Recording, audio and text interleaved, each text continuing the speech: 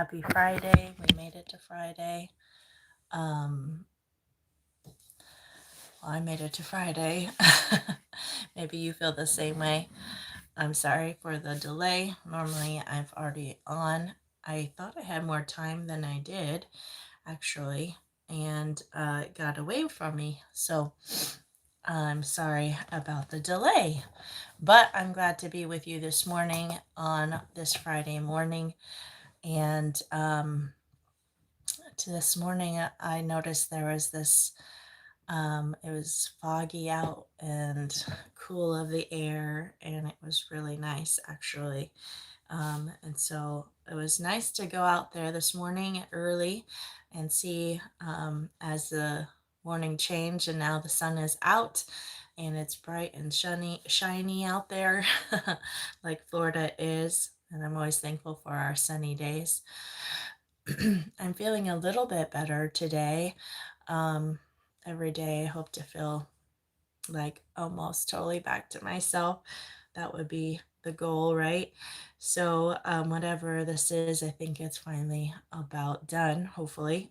But, anyways, we are continuing in the life of Moses and the children of Israel and their exit out of Egypt and then their journey through the wilderness and God being with them. And so today will be in Exodus 25.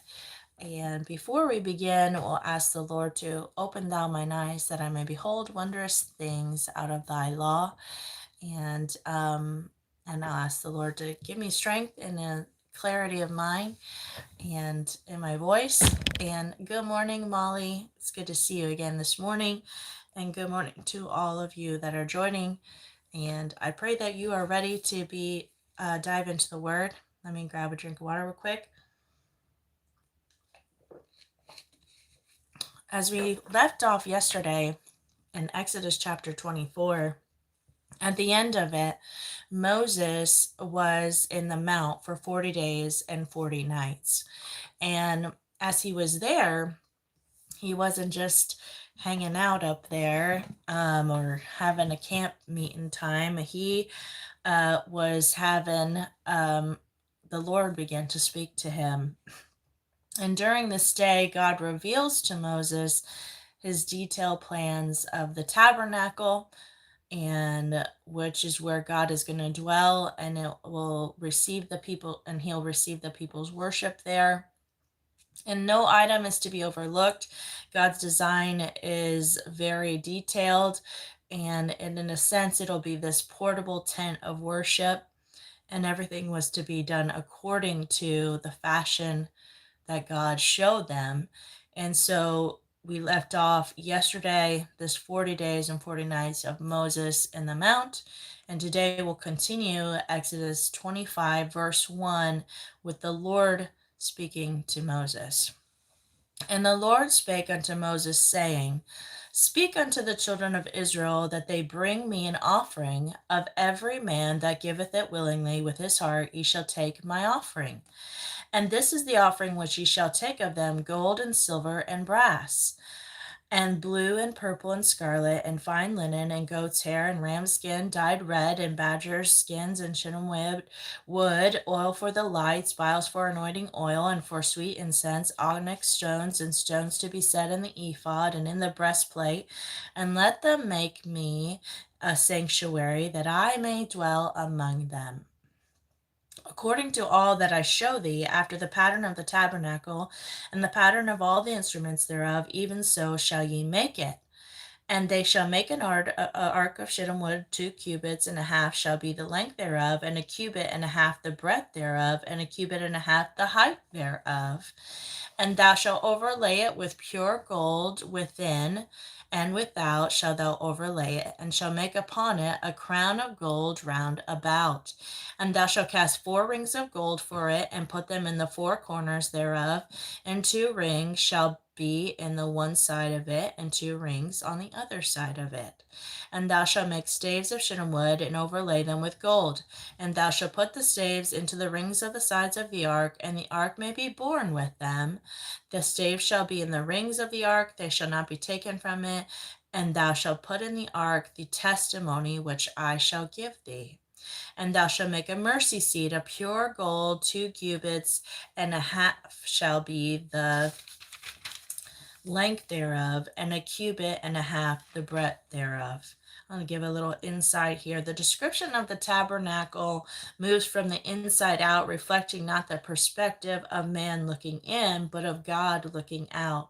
And the true religion originates with our holy God.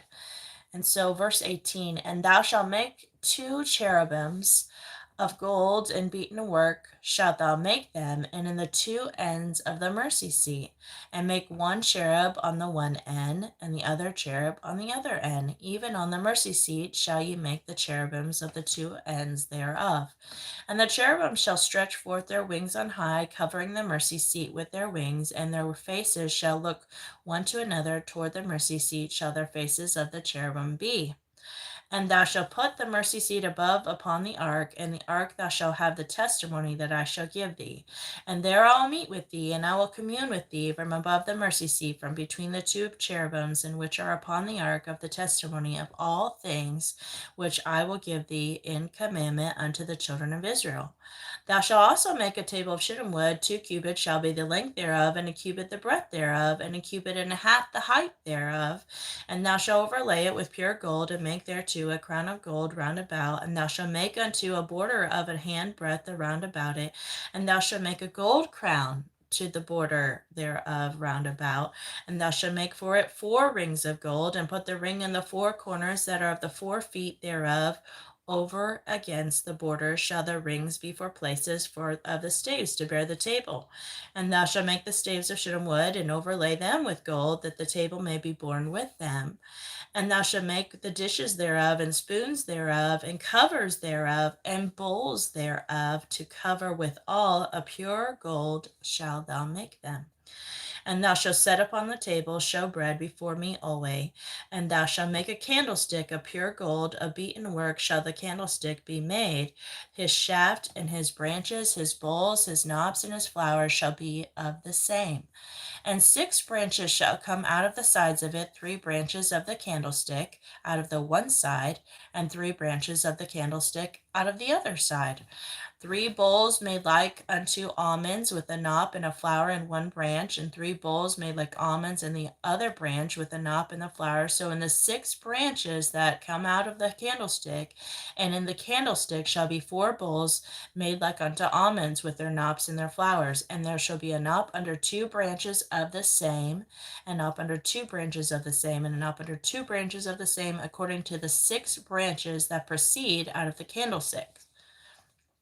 Their knop and their branches shall be of the same, and it shall be beaten work of pure gold. And thou shalt make the 7 lamps thereof, and they shall light the lamps thereof, they may give light over against it. And the tongues thereof and the snuff dishes thereof shall be of pure gold. Of a talent of pure gold shall he make it with all these vessels. And look that thou make them after their pattern, which I showed thee in the mount. So he wanted to make it exactly as God said. He didn't want him to miss any of the details. So in chapter 25, every man was to give an offering willingly, free from his heart, according to verse 2. And this money was to be used for various things needed for the worship of God. And then the wings of the cherubim were to be covered by what? And that was the mercy seat and there was gold, right? And so this is where the blood of certain offerings was to be placed. And then the mercy seat was to cover the ark of the testimony, which we also might know as the ark of the covenant. That might be more familiar with maybe the wording that you've heard or know of. So, lots of details in the tabernacle. I got to see some many different replicas of the tabernacle. Here. Oh, sorry, we had a little. And then after that, recently, I got to see a replica in Florida, in Tampa, Florida, and that was also very neat. And so if you ever get the chance, you can go, if you are in Florida, over to Palm Harbor area, and there's a replica there. You just need to set up your time, and it is worth going and checking out. It will kind of give you um, an literally the eyes view of what God just shared with us in Exodus. So as we continue, we're going to be reading in Proverbs chapter 28. And as we read these, I just want you to think about what there's a truth for you every day. Like, it's not just for us to read, but there's something that we can apply to our life. There's some wisdom that can help us in our life. And maybe you'll take one verse or two verses and something that will help you throughout your day today. So the wicked flee when no man pursueth, but the righteous are bold as a lion. For the transgression of a land, many are the princes thereof, but by a man of understanding and knowledge the state thereof shall be prolonged. A poor man that oppresseth the poor is like a sweeping rain which leaveth no food. They that forsake the law praise the wicked, but such as keep the law contend with them. Evil men understand not judgment, but they that seek the Lord understand all things. Better is the poor that walketh in the uprightness than he that is perverse in his ways, though he be rich. Whoso keepeth the law is a wise son, but he that is a companion of riotous men shameth his father. He that by usury and unjust gain increases substance, he shall gather it for him that will pity the poor. He that runneth away from his ear from hearing the law, even his prayer shall be an abomination. Whoso causeth the righteous to go astray in an evil way, he shall fall himself into his own pit, but the upright shall have good things in possession. The rich man is wise in his own conceit, but the poor that hath understanding searcheth him out. When righteous men do rejoice, there is great glory. But when the wicked rise, a man is hidden. He that covereth his sins shall not prosper, but whoso confesseth and forsaketh them shall have mercy. Happy is the man that feareth away, but he that hardeneth his heart shall fall into mischief. As a roaring lion and a raging bear, so is a wicked ruler over the poor people. The prince that wanteth understanding is also a great oppressor, but he that hateth covetousness shall prolong his days. A man that doeth violence to the blood of any person shall flee to the pit. Let no man stay him. Whoso walketh uprightly shall be saved. But he that is perverse in his ways shall fall at once. He that tilleth his land shall have plenty of bread, but he that falleth after a vain person shall have poverty enough. A faithful man shall abound with blessings, but he that maketh haste to be rich shall not be innocent. To have respect of persons is not good. For a piece of bread that man will transgress, he that hasteth to be rich hath an evil eye, and considereth not the poverty shall come upon him. He that rebuketh a man afterward shall find more favor than he that flattereth with the tongue. Whoso robbeth his father or his mother and saith, It is no transgression, the same as the companion of a destroyer. But whoso walketh wisely, he shall be delivered. He that giveth unto the poor shall not lack, but he that hideth his eyes shall have many a curse. And when the wicked rise against, hide themselves, but when they perish, the righteous increase. Psalm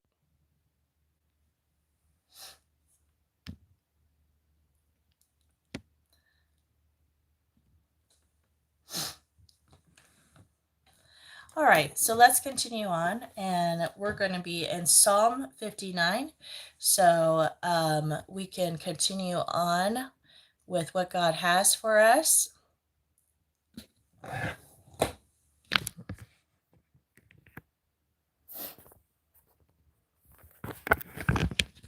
Sorry, I had to deal with someone that was on here that should not be on here, and I apologize for the interruption, but we will not have anything inappropriate on here.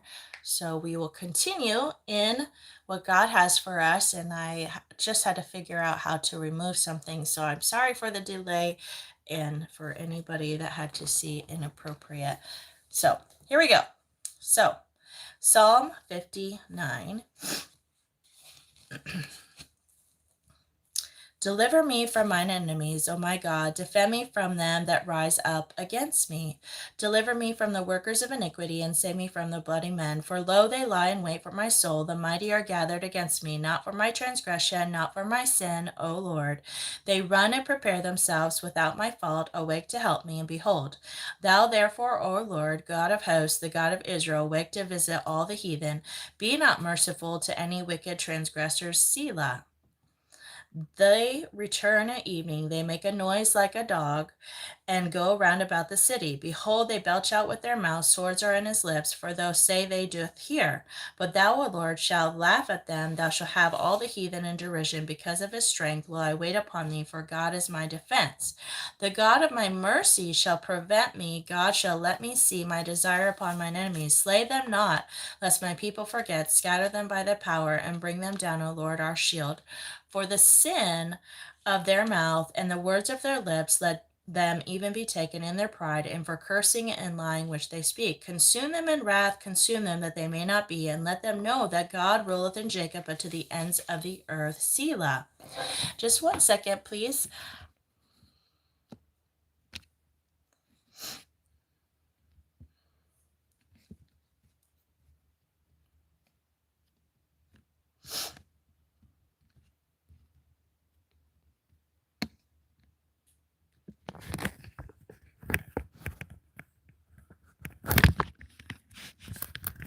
So, we could just continue with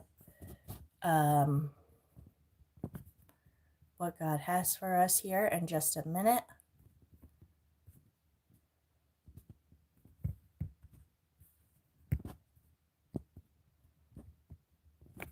Sorry about this, but I have to do it.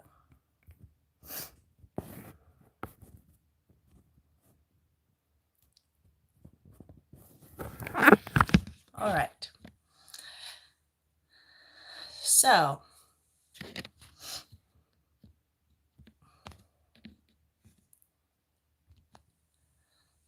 all right, so we're not going to allow any inappropriate cussing or anything on here. So just so you know, I remove those comments if there's cursing in there. We are talking about the Lord. And so we're going to continue. And at the evening let them return, and let them make a noise like a dog and go round about the city. Let them wander up and down for meat and grudge if they not satisfied. Verse 16 of chapter 59. But I will sing of thy power, yea, I will sing aloud in thy mercy in the morning, for thou hast been my defense and refuge in the day of my trouble. Unto thee, O my strength, will I sing, for God is my defense and the God of my mercy.